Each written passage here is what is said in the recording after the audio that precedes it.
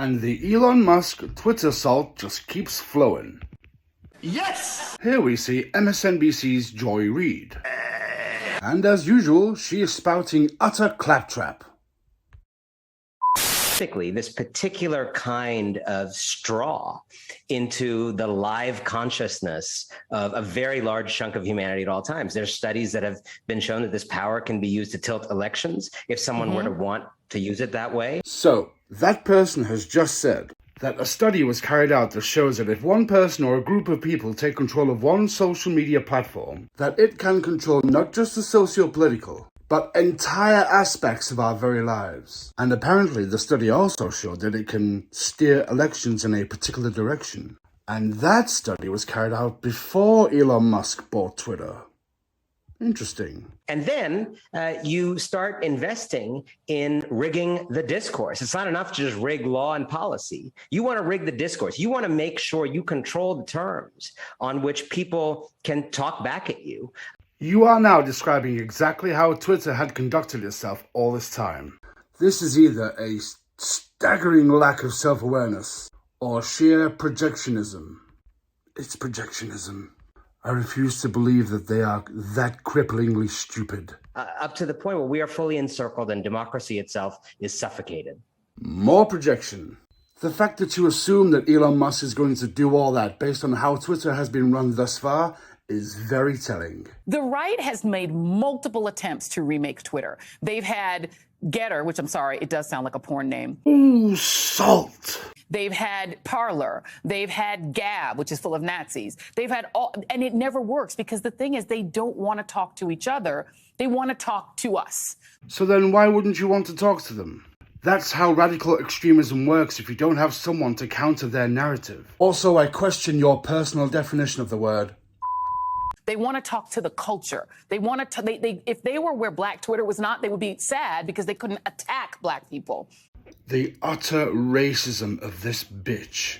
So you are assuming the only reason why a lot of people want to get back on Twitter is just so that they can attack Black people? You are one sad, pathetic. And the only reason why those alternative social media platforms were being created is because a lot of right-leaning people were being purged from the major social media platforms like Twitter.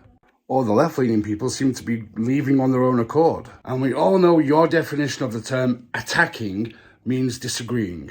You are so fucking pathetic. Twitter, without us, without the regular people, isn't useful or entertaining to them. Do not insult regular people by thinking of yourself as regular people. But you do make an interesting point. I rather like Twitter in its current state, because it's where I go to farm all my garbage to make videos. But fucking wow, your us and them mentality, your either with us or against us mentality is shining through. I think this free speech issue needs to be unpacked because like a lot of issues promoted by people like this. Oh, we know. You have made it abundantly clear that you have a problem with free speech. The actual thing they're saying is not the actual issue.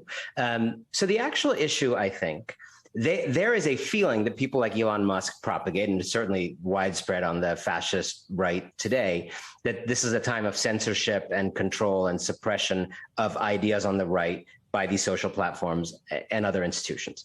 Well, what's actually been going on is that there have been pretty inadequate, modest, slight efforts by some of these platforms to solve an actual free speech issue, which is that so many human beings feeling so unsafe and being so unsafe when they use these platforms, being bullied, being harassed, being brigaded, being doxxed for the crime of being female or of color or both. Doxing is terrible. I absolutely condemn doxing. But otherwise, you can just block someone. And I know in my core, you would not have the same energy for someone who you do not like. And every time you bemoan, cry, and perpetuate the idea that Black people and women will always be victims, that just adds another layer of concrete around my heart. Shut the fuck up.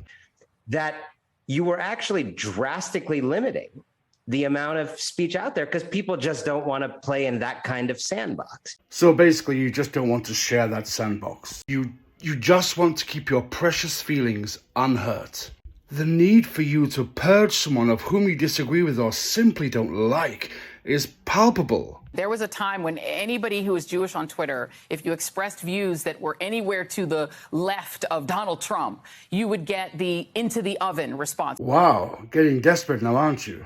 Because that's a fucking lie. It's a constant assault, and without the ability to assault, they're not entertained. The sheer spinelessness. I will admit that yes, sometimes I get a kick out of triggering people, but I hardly do it on purpose. But it is not my responsibility to cater to the delicate sensibilities of others. Haven't got a spine? Get one. They want to abuse, and in their mind, that's free speech, as you said, because a certain type of person must be able to harass you. Hey, you! What? I disagree.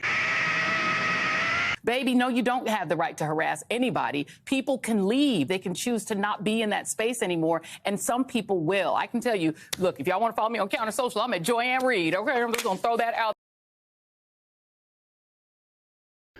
Here it comes again. Twitter is a private platform. It can do what it likes. What? For years, nutcases like you were telling us to build our own Twitter if we didn't like Twitter. So that's what happened. The only difference is, no one is purging you. You're not getting thrown off social media. You're just assuming that that's what's going to happen based on the actions that people like you have done to others. You're not stupid, you're just fucking evil. Oh yeah, and the other guy said this phrase rather a lot. Winners take all for winners take all world. And the reason why is because... With me now, Anand Giridharadas, publisher of The Ink and author of Winners Take All, the elite charade of changing the world. Yeah, go fuck yourselves.